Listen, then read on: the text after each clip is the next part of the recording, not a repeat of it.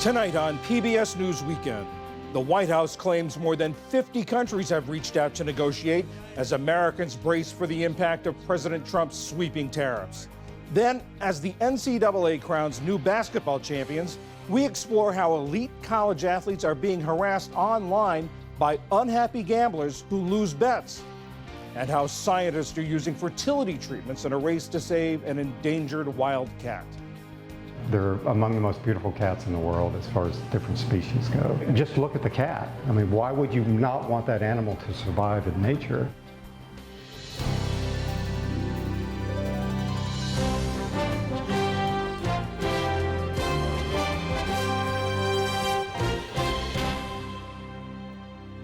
Major funding for PBS News Weekend has been provided by...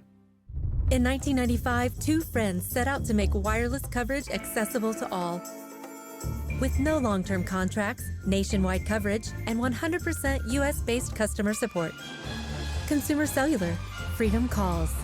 Certified financial planner professionals are proud to support PBS News Weekend. CFP professionals are committed to acting in their clients' best interest. More information at letsmakeaplan.org.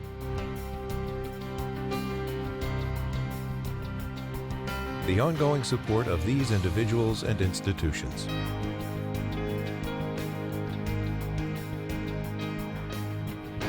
And friends of the NewsHour.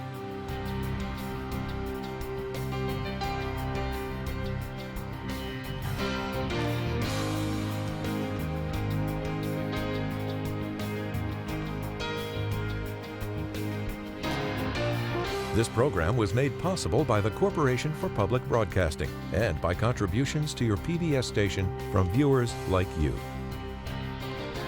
Thank you. Good evening, I'm John Yang. Across the globe this weekend, world leaders are trying to figure out how to respond to President Trump's attempt to reshape the global economy by imposing steep tariffs. The European Union is already said to be drawing up a list of proposed retaliatory tariffs on U.S. products. And a White House official says that more than 50 countries have contacted the administration so far to start negotiations on the import duties. Meanwhile, after last week's market plunge, investors are anxiously awaiting the opening of Asian stock exchanges in just a few hours. David J. Lynch is global economics correspondent for The Washington Post. He has a new book coming out later this summer, The World's Worst Bet, How the Globalization Gamble Went Wrong and What Would Make It Right. David, how big a departure is this new policy that President Trump is trying from what had been the previous policies? This is an epic shift in international economic affairs. This is really an about-face for the United States after 80 years of trying to lead the globe into a more integrated, seamless global economy with free trade, capital flows, investment moving easily across borders. Now the President of the United States is saying, no, that was a bad deal. It hurt Americans. It allowed other countries to take advantage of us. We're going to go in a different direction. How are average Americans likely to feel the impact of this? Higher prices. On just about everything you can think of. I mean, he's taken a left-right shot at foreign trade with a 10% tariff on everything, just about every good that comes into the country, and then a separate round of much higher tariffs, up to 40 and 50% on some selected countries. And so toys, furniture, smartphones, footwear, clothing, just about everything you can think of, alcohol that comes from another country, you're going to end up paying more for it. And of course, he says the payoff for this pain is going to be a revitalized American manufacturing sector. Can tariffs rebuild American manufacturing? Well, the president certainly thinks so. Most economists would say no, or would say it would only occur over a quite long period of time and at enormous cost.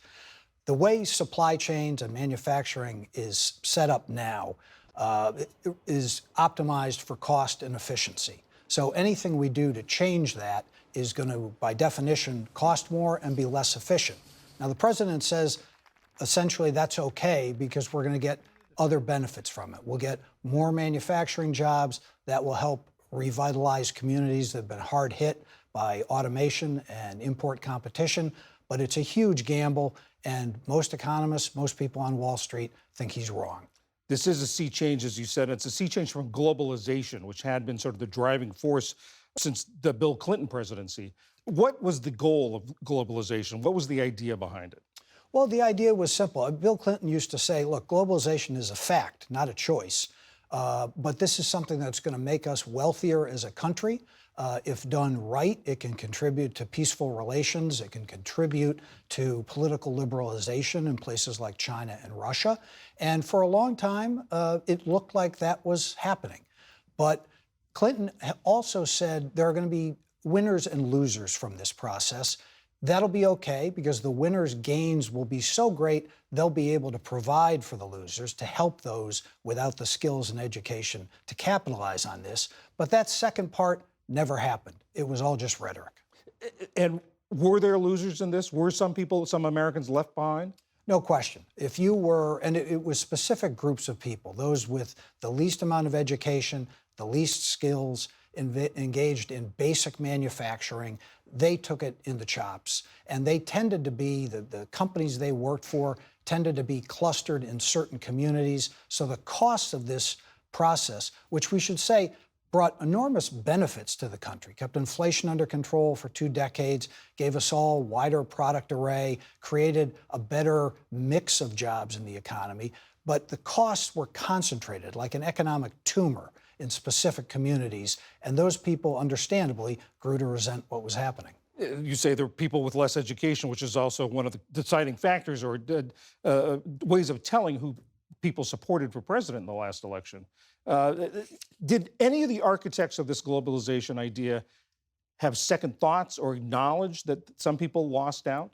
Yeah, people will say now, and really on both ends of the spectrum, people who worked in the Clinton administration and the Bush administration will say, you know, we should have done more. We should have prioritized these distributional costs, done more in terms of labor market policies, in terms of relocation assistance, wage insurance, and the like, to help those people who really, through no fault of their own, were left behind. But the problem now is that these issues had been left unaddressed for so long, it's metastasized into this problem that is now being treated with a very blunt solution. David J. Lynch of the Washington Post, thank you very much. Sure.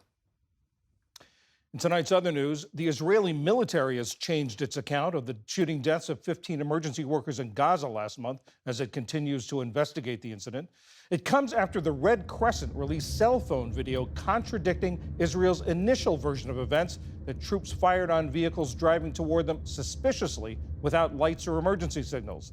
The video shows that when the Palestinian medics got out to approach another ambulance, troops opened fire. The UN said it found the workers' bodies a week later buried in a shallow grave. Meanwhile, Israeli Prime Minister Benjamin Netanyahu is to meet with President Trump at the White House this week. They're expected to discuss tariffs and the war in Gaza, among other issues. A second unvaccinated child in Texas has died of measles. A hospital spokesman said the child had been hospitalized and treated for complications from the virus. According to the latest CDC numbers, there are 607 total cases of measles in 22 states. 97% of the cases involve patients who either are unvaccinated or whose vaccination status is unknown. Severe storms and catastrophic flooding continue to soak already waterlogged areas of the South and Midwest. 16 deaths are now blamed on the severe weather since it began last week. Areas from Texas to the Ohio Valley, from Arkansas to the Appalachians, have been inundated. Cleanup efforts could take weeks to even begin. Kentucky Governor Andy Beshear says that in his state alone, more than 500 roads are closed. Pope Francis made a surprise visit to St. Peter's Square today, delighting the faithful. Aides took the pontiff through the crowd where he received rounds of applause. It's the first public appearance for the 88-year-old since he got out of the hospital 2 weeks ago. The Pope, who continues to receive supplemental oxygen, made brief remarks asking the crowd to pray for healthcare workers. And Alex Ovechkin has broken Wayne Gretzky's record for regular season NHL goals. The Washington Capitals left winger scored number 895 in this afternoon's game against the New York Islanders. The 39-year-old Ovechkin began this season, his 20th, needing 41 goals to surpass Gretzky, whose record had stood for 31 years. Still to come on PBS News Weekend, how the surge in sports betting is leading to a rise in online harassment of elite college athletes, and the efforts by scientists to kickstart a new generation of ocelots. This is PBS News Weekend from the David M. Rubenstein studio at WETA in Washington, home of the PBS NewsHour, weeknights on PBS. A good number of those watching today's NCAA Women's Basketball Championship and tomorrow's Men's Championship will have some money riding on the outcomes. According to an American Gaming Association estimate, more than $3 billion will have been bet on this year's tournaments. That's more than February's Super Bowl. The NCAA says that's led to a distressing consequence: online abuse of players, coaches, and officials from losing bettors. It's so bad that the NCAA has launched a social media and commercial campaign. Root for your team. Get crazy when the buzzer sounds. But don't harass anyone because you lost a bet. It's time we draw the line and put an end to the abuse. The NCAA says they're concerned about the mental well-being of student athletes. Brett Woods is a sports psychologist with the University of Kansas Health System. Brett, last night, a big upset. Houston, big comeback to beat Duke. Is this the sort of game that's likely to trigger a lot of these angry bettors to reach out to the athletes, to the players? Yeah, on a number of levels. One, when you look at it being a semifinal, Final Four game, the intensity of what's at stake, how many fans are watching.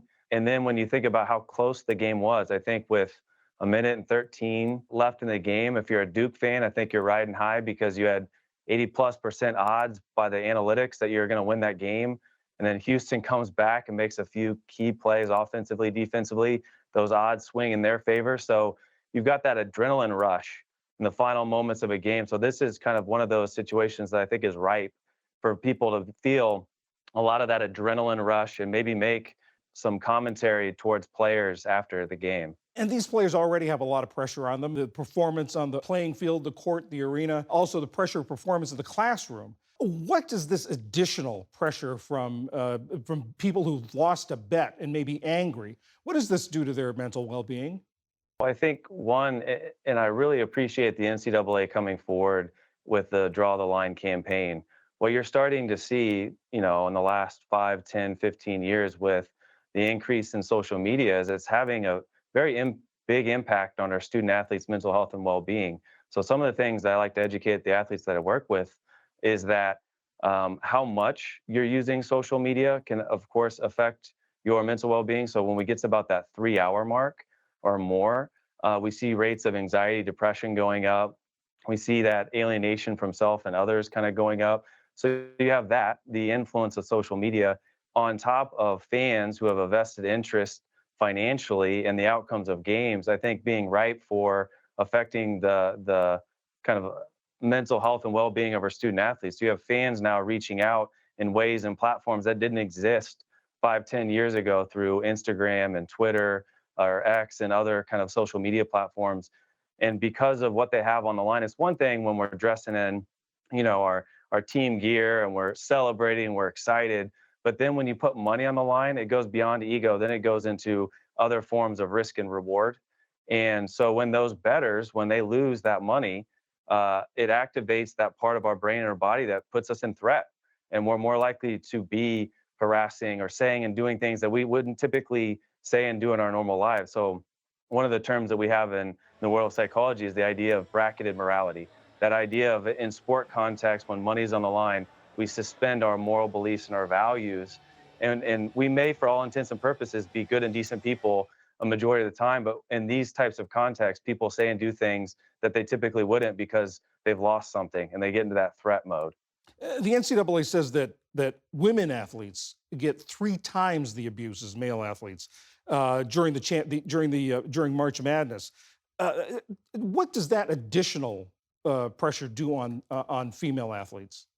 I think when we look at the female student athlete, they have additional pressures and stresses that sometimes the male student athlete faces. And I'm a part at the University of Kansas, the female athlete program. And one of the things that we talk about is just the holistic aspect of it in terms of when you think about body image and self-esteem, when you think about just the added pressures that exist for student athletes, female student athletes, you add in this layer of money on the line, and I think student athletes, especially female student athletes, have additional pressures that we're seeing above and beyond their male counterparts. You're dealing with the targets of this abuse. What message would you have for the people who are sending this out, who are losing bets and getting angry? I think that's a great question because I think we have to appeal to shared humanity.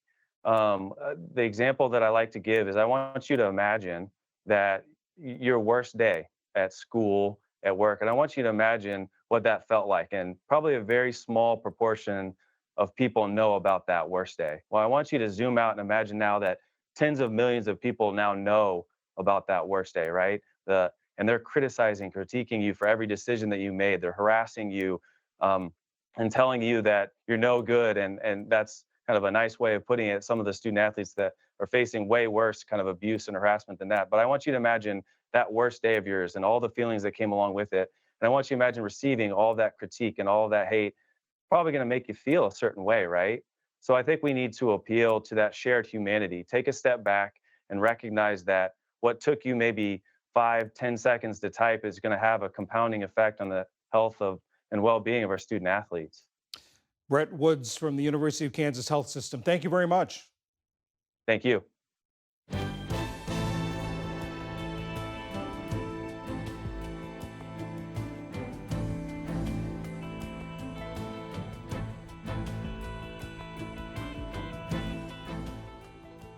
Reefs are vibrant underwater ecosystems teeming with life. Artificial human-made reefs have been deployed around the country to enhance and protect coastlines. According to one recent study, the area they occupy on the seafloor is the equivalent of 3,600 American football fields. And as Ali Rogan reports, what some of them are made of might surprise you. Half a century ago, the SS United States set a record when it became the fastest ocean liner to cross the Atlantic Ocean. Now it may set another record, becoming the world's largest artificial reef. In February, the historic ship departed from its dock in Philadelphia, where it had been retired, and set sail to Mobile, Alabama, arriving in early March. There, the ship will be stripped of chemicals, oil, and other hazardous materials before eventually being sunk in the deep waters off the coast of Florida's Panhandle. The aim of the project is to build tourism and create a new habitat for marine wildlife. But artificial reefs, which can be made out of cinder blocks, lighthouses, and tires in addition to ships, can also protect coastlines from storms by weakening waves crashing into shore. That's the purpose of the U.S. Department of Defense's ReFence project, which is working to deploy artificial reefs in the waters off its coastal military bases. Catherine Campbell manages the program. Catherine, thank you so much for being here. Why is the military looking into artificial reefs? The military is looking into artificial reefs as a solution to protecting our coastal infrastructure. And so we're looking for sustainable solutions that can protect the over 1,700 bases and coastal installations that the DoD manages. So give me an example of a place where an artificial reef like this could have made a difference in terms of some of the damage that was later wrought to the military installation. So in 2018, Hurricane Michael swept through the panhandle of Florida and pretty much wiped most of Tyndall Air Force Base off of the map. Almost every building on the base was destroyed. It's a more than $5 billion project to rebuild this. And so we're hoping that things like ReFence can help protect our shorelines from storm damage like this. And how does that work? How do these artificial reefs actually protect the shoreline? The reefs that we are designing in this program are designed, they're made of concrete, but unlike a traditional breakwater, which is a solid piece of concrete, these are actually very porous structures. They have lots of holes in them. And so it's designed that when a wave comes up to these structures, all the energy is dissipated through them, and then you get calm water behind these reef structures. So when you have a solid piece of concrete, like a traditional breakwater, the wave comes up and hits it and then reflects back out to sea. It can cause all kinds of sediment erosion damage. And so it really doesn't protect the shoreline as well as some of these new structures can. Fascinating. And why is it that this is such a useful application for military purposes? So the other reason we're doing this is really to make something that is self-sustaining. So the concrete pieces of this are just one part of our structures. We also have an organic part, a biological part that is part of this system. And so depending on where these structures are put in temperate waters, we're going to use oysters. And in tropical waters, we will use corals. Those organisms will grow on top of these porous structures, and then over time they'll become an actual natural reef, which will not need the maintenance that we see in traditional breakwaters either. That's the intention of this program, so that you get a self-sustaining reef system. And we know from data collected around the world that natural coral reefs do a very good job at protecting coastlines. And so this is just a way to jumpstart that process and put these reef systems in where they might not otherwise be. And you recently installed one of these test projects. How did that go, and what did you learn from it? Yeah, so we installed a test reef, and these are still big projects. So the test reef is 50 meters long. It was installed off of Tyndall Air Force Base in November. So we've seen some good storms come through this winter. We've gotten a lot of good data to show that really these are working exactly as intended. What about the potential for civilian applications of this exact technology that you're piloting here? Yeah, absolutely. There is no reason that these could not be adopted for civilian infrastructure protection. Part of our program is also looking at the techno-economic analyses of these projects. So, do they compare with putting in traditional breakwater? It's hard to put things in if they cost substantially more than that. So we're really pushing our performers to make sure these are comparable in their installation costs, and then much lower in their maintenance costs, so that they become very attractive to putting in. Catherine Campbell, Program Manager for DARPA, thank you so much for joining us. Thank you so much for having me.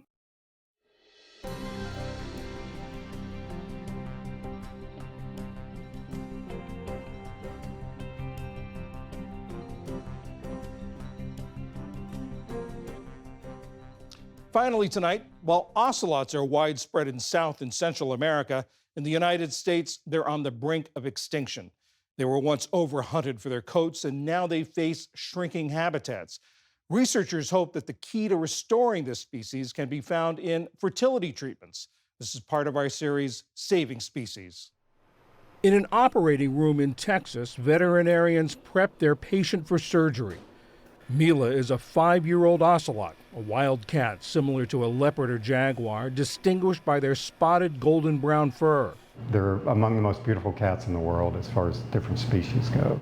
Ocelots were once plentiful in the U.S. Southwest, but now fewer than 100 remain in Arizona and Texas as human activity has eaten away at their habitat. Since 2023, a team from the Cincinnati Zoo has been part of efforts seeking to boost their numbers by attempting to breed wild ocelots with those in captivity using fertility treatments. Bill Swanson is the zoo's director of animal research. Just look at the cat. I mean, why would you not want that animal to survive in nature? The collaborators on this project are 4 zoos, Texas A&M University, and the East Foundation, a Southwest Texas nonprofit that protects wildlife habitats through land conservation practices. In the operating room, Mila's eggs are surgically removed, fertilized with a male's semen, and placed in an incubator. That's part of the process that we have to build up the managed population in the breeding facility that we can rewild and put back in nature. Ashley Reeves is a research veterinarian at the East Foundation. When the fur trade became very popular, they were hunted down for their beautiful fur, and then also loss of habitat, human encroachment, large cities being built, and roadways. Unlike domestic cats, ocelots typically produce very small litters. An ocelot usually has 1 kitten, so ocelots are very slowly reproducing animals naturally. In a lab, Reeves checks on Mila's procedure. In recent years, her team has attempted 13 artificial inseminations and 4 in vitro fertilizations. None were viable. So we're seeing an egg from her procedure, and we were hopeful that it was fertilized and cleaved, but it did not. And so it's just an egg that did not fertilize, so we do not have an embryo. Still, Reeves and Swanson say each attempt brings them closer to rebuilding the ocelot population. It's not just saving the ocelot, it's saving the habitat and the ecosystem where it lives. By this fall, there will be a new facility in South Texas where ocelots will undergo fertility procedures and where these endangered cats can learn how to thrive in the wild.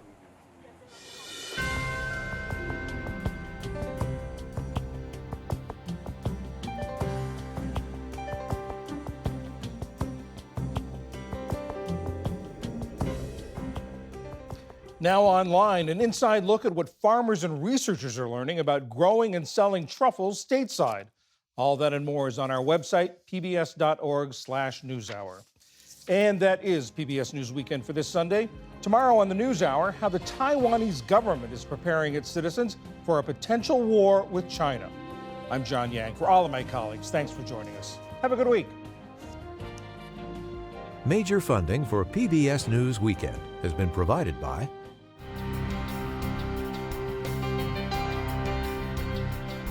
the ongoing support of these individuals and institutions.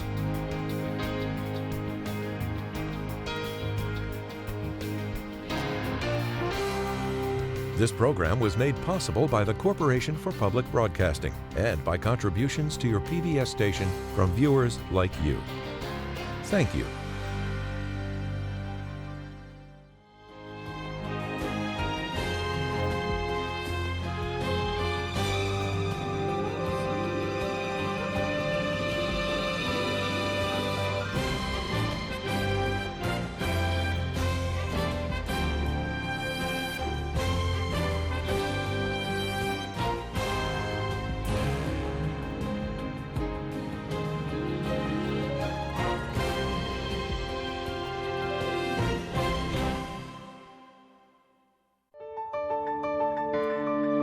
You're watching PBS.